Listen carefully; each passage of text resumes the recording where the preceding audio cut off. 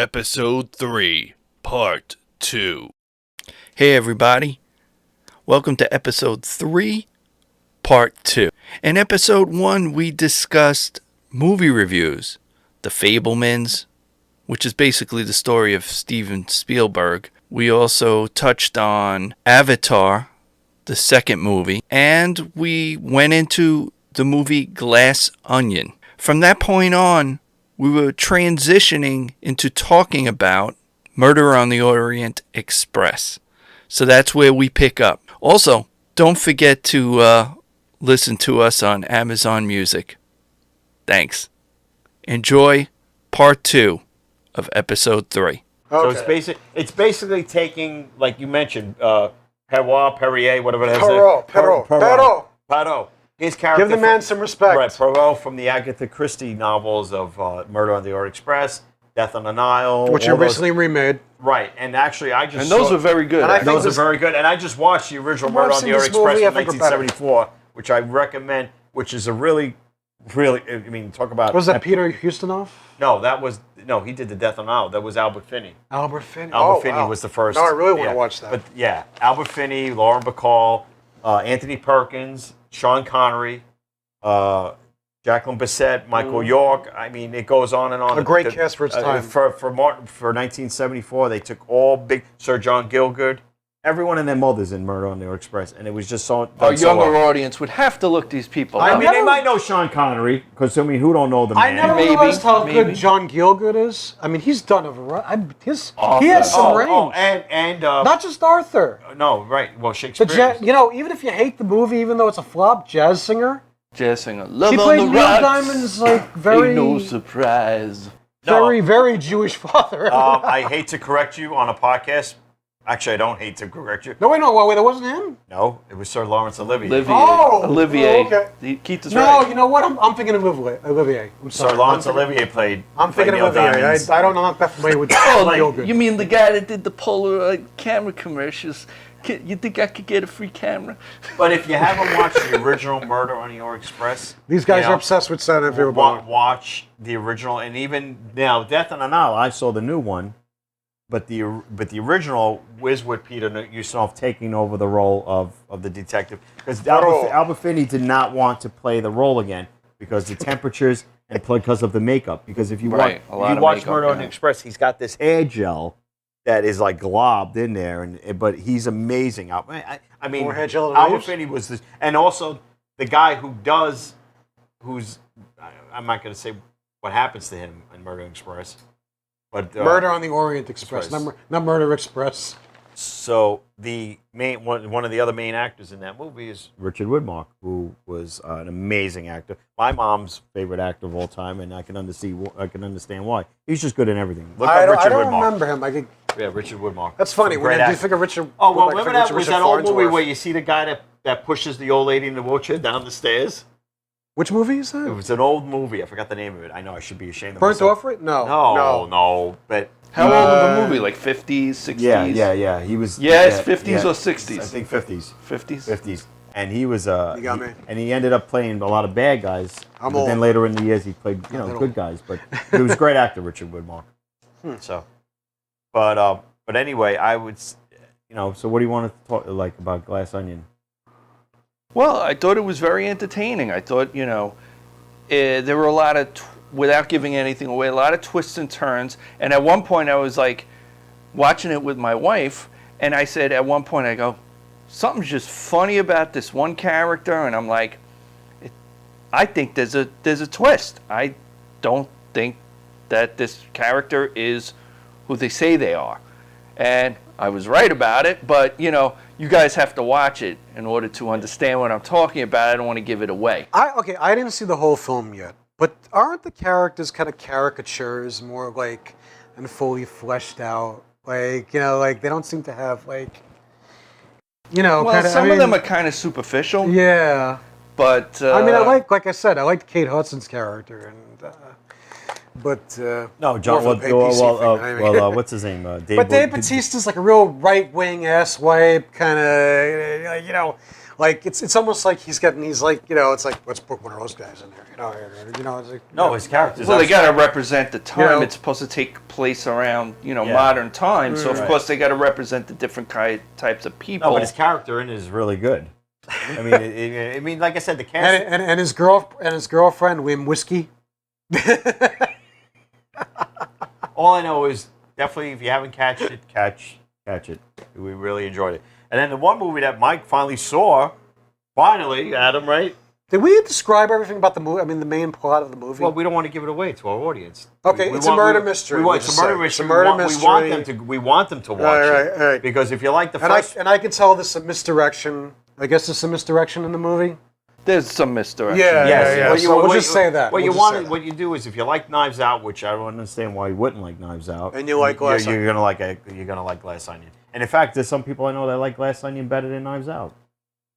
They're two different. Totally different. They're not related, so you can. If you didn't watch one, you could watch the other one. Yeah, you could. Right, exactly. Just understand that the Daniel Craig's character is a world-renowned, famous detective.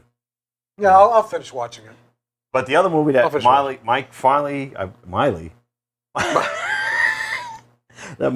saw was, go ahead, Adam, sing the theme. Miley Lawrence. No, sing. He took the highway to the danger zone. Finally saw Top Gun Maverick. Finally. It took a while. I feel the need for football on the beach. This was actually... Instead of volleyball. This was the biggest moneymaker of the year, I think, of last year, because you can't really count Avatar because it started in December, but Maverick was amazing. It was a great sequel.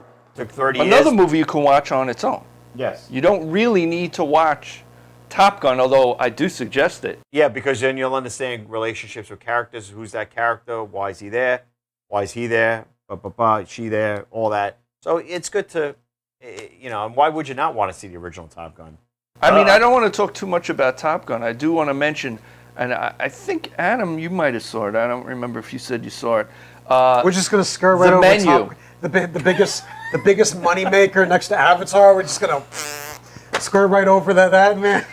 In years. Well, because it was out a while ago. Nobody wanted it originally. It was out a long time ago. They were going to make. I mean, it's like. When did it come out? The summer? Top Gun Maverick was like a miracle. It was like a box office miracle. It actually saved theaters. It's about more than a half a year old. It was the post-COVID movie that just It was brought the theaters back. Yeah, it was a blockbuster. You had to see it on the big screen. You had to see it on it. Especially that opening. There is a test. Opening. Right. In the beginning, Maverick is a test pilot now. He's living in a hangar, right? And there's a test pilot sequence where the audio. I sound somewhere.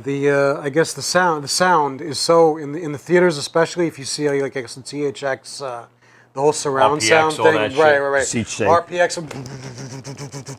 You feel the test pilot sequence of like this special experimental plane that he's flying, but there's a whole bunch of great. You feel the need for sequences speed in the film. It's a great family film. It's a great just action adventure film. Yeah, some people that say it ripped off Star Wars, the ending, because they say that's kind of a little bit too like the Death Star sequence trying to hit the stay on target. No, and also you're right. Use the Force. And by the way, they're attacking an unnamed country, Iran. And I thought it was Russia. Or Russia, China, Iran. China. No, it wasn't. I don't think it was China. Okay. Anyway, but it kind of has like the James Cameron ending, right? You think it's going to end that way, but there's ending on an ending, kind of. Yeah, a little bit. That's good for the people that didn't see the ending. Now they know that. Maybe because of the length. I thought it was kind of like that a little bit. Yeah. And of course, they had to have if you haven't seen it, and of course the director had to see it in theaters some way. The director had to throw in, let's have a scene where all guys are taking their shirts off and having a game on. Yeah. That was. Let's show that Tom Cruise is still in amazing shape. Let's talk about Kilmer. One last thing. Yes. Oh yeah. Amazing. It was so. Kilmer gave a great, endearing. Yes, he did. You will cry. Yes, you will. Grown men Yeah. might cry from that, especially ones who grew up with that movie. Yeah. Watching Yeah, Iceman, yeah. remembering Iceman. Yeah. Remembering how much he was the Chad top macho alpha dude competitor to Pete Mitchell, you know? And you see how he is. I'm not going to lie. He's not in good shape. No, we know. He's not in good shape, and I believe they did some audio. I saw that documentary about Val Kilmer. I'm dying to see that. Yeah. Where can you see that, by the way? I forgot what it was on. You should gotta look it up and see what streaming. Was it on Prime, maybe? I think it was on Prime Video. Was it on Prime? Yeah. I'll try to find somewhere to get. Yeah, maybe I'll watch it. And it's sad because there's a lot of things that are out now that he probably would have. Well, I don't know. There's a new Willow series, which No, they say you know, it's a disaster. It's a disaster. They say, Like, I mean, you got. They say it's terrible. I mean, you got his ex-wife in it. So much Paul PC crap in it. Joanne Wally, she's in it. Is she? Yeah, and I saw the trailer. She's in it. Warwick Davis is back. But they say like they just I heard not so yeah. good things the about it. characters. They just ruin. I don't know. Is Ron Howard? They just ruin the characters. I don't think he is. Because he directed the original movie. I don't think he is. Yeah, I don't think he's connected to it. Yeah. It probably would have After been Solo, better if he also, I was. don't think he wants that Lucas. Well, he did. Was Lucas involved in Willow too? Spielberg what? No. Spielberg was no. Lucas was involved with Willow. With Willow. Yes, it was. Okay, It was one of those yeah, other. I think he's it was a backing side away project. from that now. It was a side I project. think he did a documentary. Lucas last is like, well, I got a couple of things on my plate that I can executive produce. I got Willow. I got Howard the Duck. I got. I love Howard Back to the Future. Worst movie of 1986. It's just a great, worst Leah movie. Thompson's stupid, in fun that movie. Tim Leah Robbins. Thompson's on that movie. Tim Robbins. Jeffrey, what's his name from Ferris Bueller Days Off? Is he in like Jeffrey Jones. jail? Jeffrey I was thinking Jones, of Alan yeah. Ruck for a minute, but no, Jeffrey Jones. All right. Never read So I mean, I think that that. So Top Gun Maverick, I guess, could be called a new classic. I guess. Yeah. I mean, it's a great companion piece. I mean, yeah, it's Companion yeah. piece. some they people did would it say- well. Some people would say it's better than the first, They did it very and well. they found a I was perfect. pleasantly They surprised. found a perfect director who compared to Tony Scott, who paralleled with Tony Scott's style, who gave he gave an homage to the way Tony Scott. Yeah, well, they even very well. and what they did was, which was the greatest tribute, is that they dedicated the movie to Tony Scott, Right. and Yeah, that was the yeah, right thing yeah. to do. And you had it because you felt like you were even the way it opened, it gave the original. At first, when it opened like that, I was like, "Oh, no, that's kinda, no. How it opened with the Don, same the Don, exact way. Don Simpson, Jerry Bruckheimer. It's the same exact Yep. way as the first movie, Right, and Don Simpson's no On the longer aircraft around. carrier. Right, exactly. Right, But so- but after that, just takes off Right. and completely different story. Don and, Simpson. I saw like a documentary about him. Cocaine is one hell of a drug, man. yeah. That's but that's him, probably a great documentary No, too. but him and Jerry Bruckheimer, all the movies that they worked on together, and I think the last movie they did together before he died was, I think, The Rock. I think that was their last collaboration. I think I'm not sure. I think that I was don't their last remember. collaboration. All right, let's move on. Anyway, so I mean, that's a kind of rundown of a lot of the big budgeted things that are going to be up for Oscars and stuff. I mean, then you got these the Whale, which neither of us have seen yet, which is nice because it's None of us have seen the actually. resurrection, I guess, of Brendan Brendan Fraser. Fraser, who is probably the favorite now to win Best Actor. I mean, I heard he was like. He's I I saw heard some it's- scenes from it. It and it Sounds was like amazing. his best movie since The Mummy School movies. Ties. School Ties. That was a Well, great no, movie. wait a minute. Oh, yeah, especially if you're come on, Jewish. yeah, but You feel that movie. If you, I tell feel me that. you don't feel that movie if you're I Jewish. feel them. It's like It's like we got. What do we got? What do we got? We got. An Irish Catholic dude from We got from School Canada, Ties. from Canada who played a great Jew. We got School Ties, and what do we got? The movie Who with came with Encino Man. Eric Bana. What's his name? Munich. What do we got? Munich. Yeah, and we kicked ass in Munich. We by the got way. Munich, and we got School Ties. That's about it.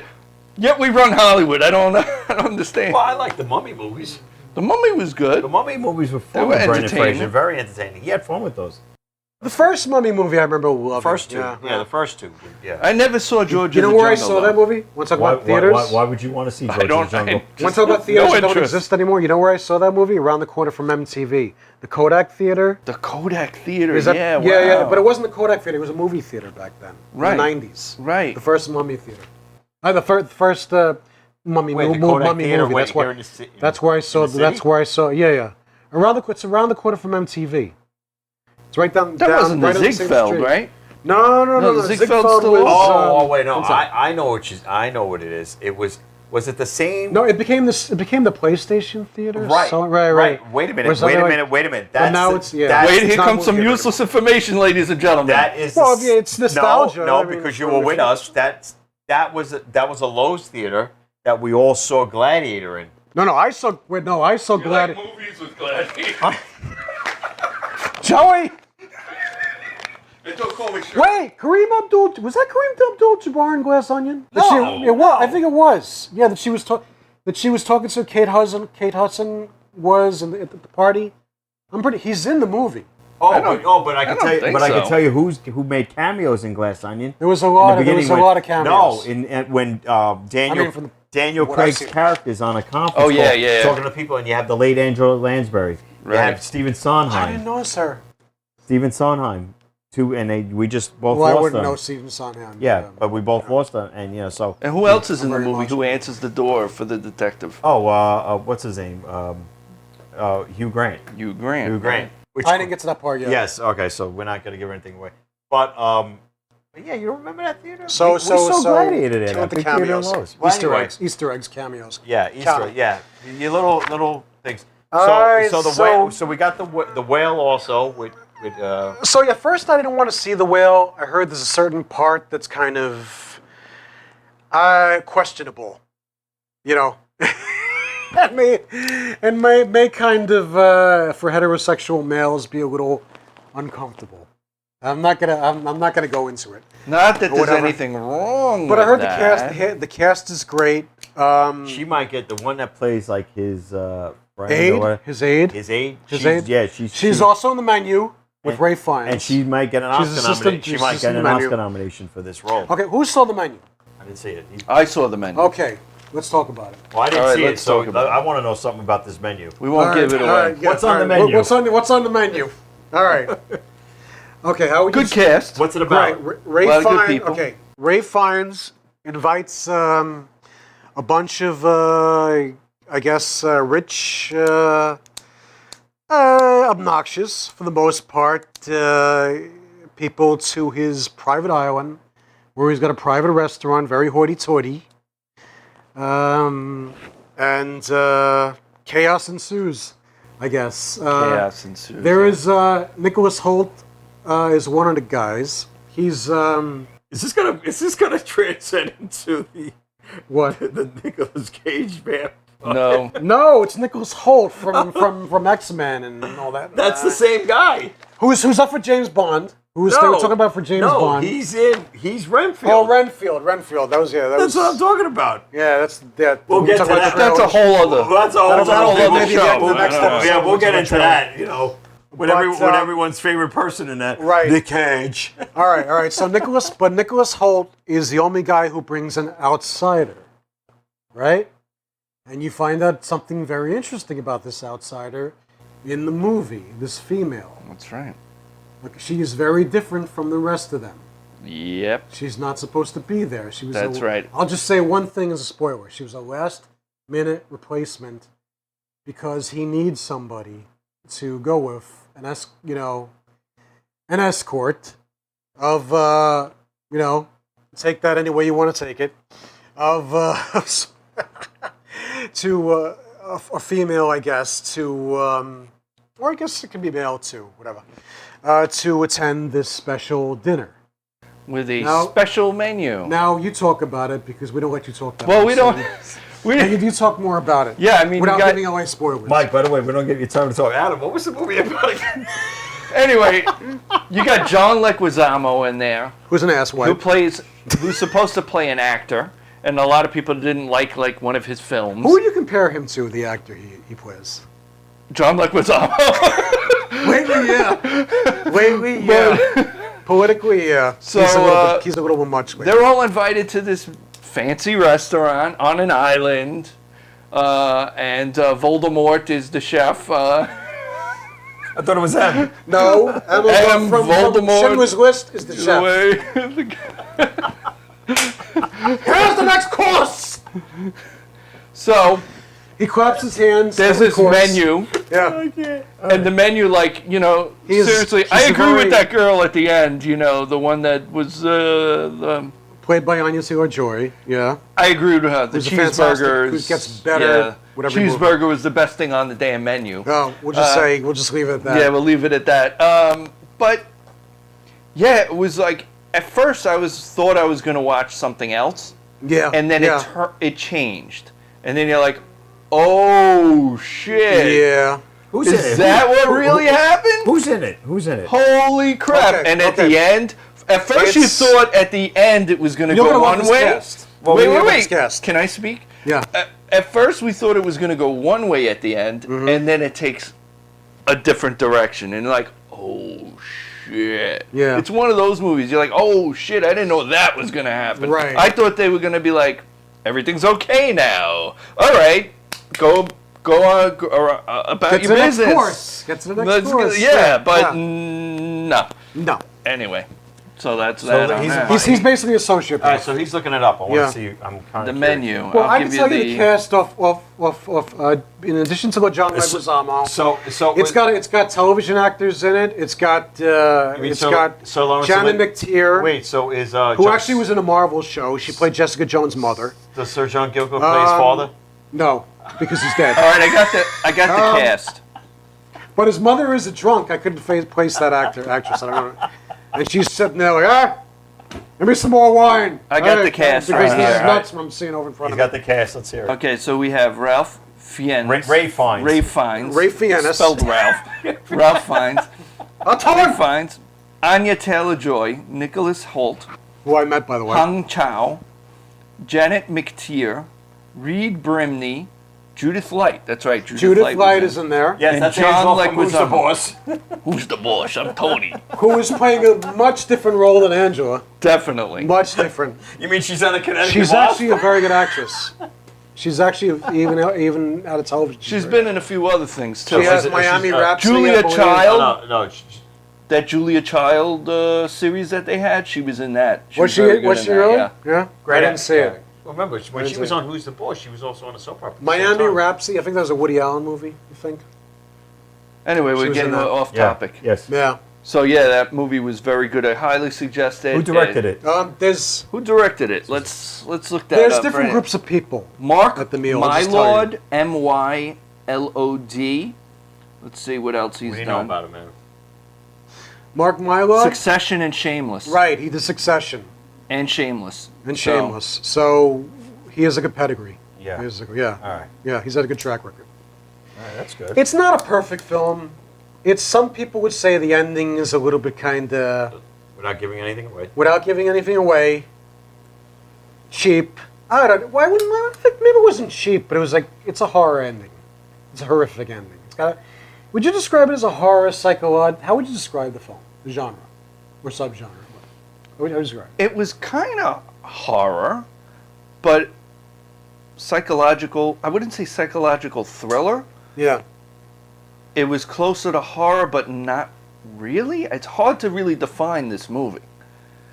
Because like I said, at the beginning, it goes one direction. You think you're watching something about I thought originally from the trailer, it was And gonna be then a it cannibal goes story. I thought it was different gonna be a cannibal directions. plot. Yeah. You I know? thought it was going to be about cannibals.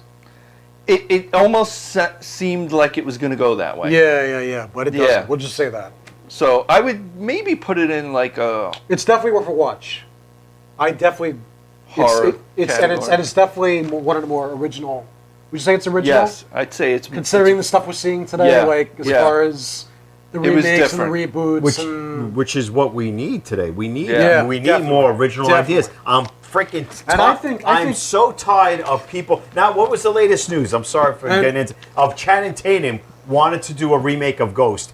Please stop. Yeah, it. yeah, Please definitely. stop. Leave the classics where they are. I did a paper on Ghost. I loved it so much. I do not want You do not need a Channing remake. Tatum to Well, play Patrick Swayze. Swayze. if they do make it, we have the choice of not watching it. That's all. That's true. Hey, guys, yeah, it's it's- like John Campia says. I It's guess. getting around that time.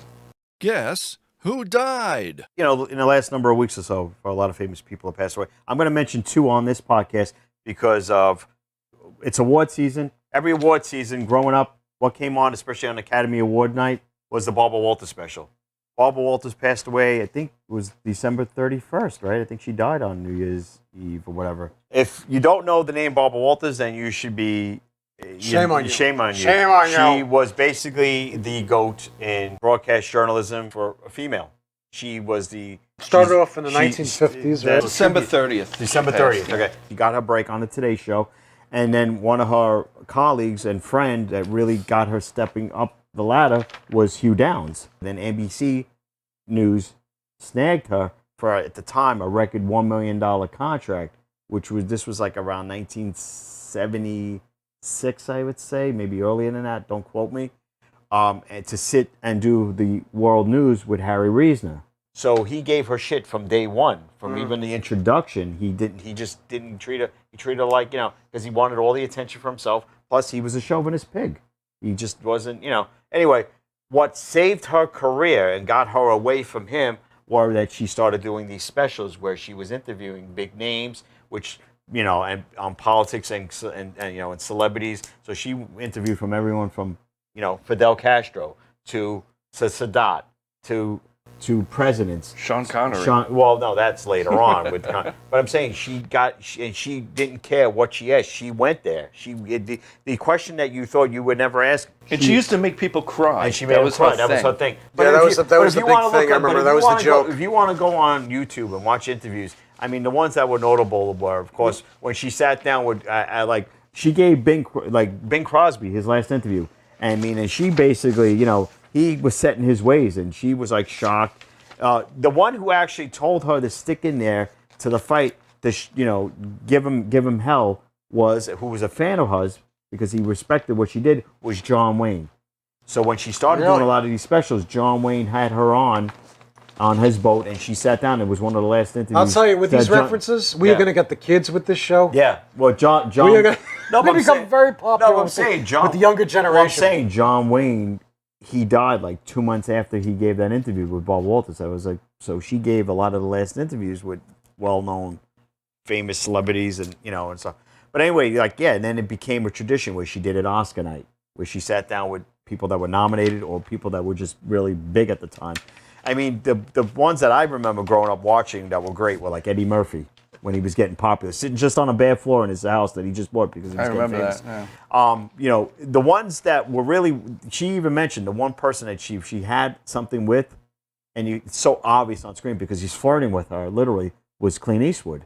And this was really? and this was like early 80s, late 70s. This is news to me. Yeah, you did some research, buddy. Watch the interview. I gotta give it to watch you. the interview with her and Clint Eastwood, and he's basically flirting with her. And she's going right back because there was a good chemistry. And then, like I said, she was married. So but we can't talk about Barbara Walters, all right, that. There were a few other notable a lot of other passings. things. But I'm saying, but she was an amazing person. And then she created The View, which is still running 25 years later.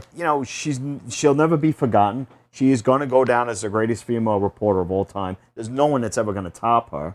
And every big female reporter, well, yes, you've also got Jane Paul. No, but they know that she is the GOAT.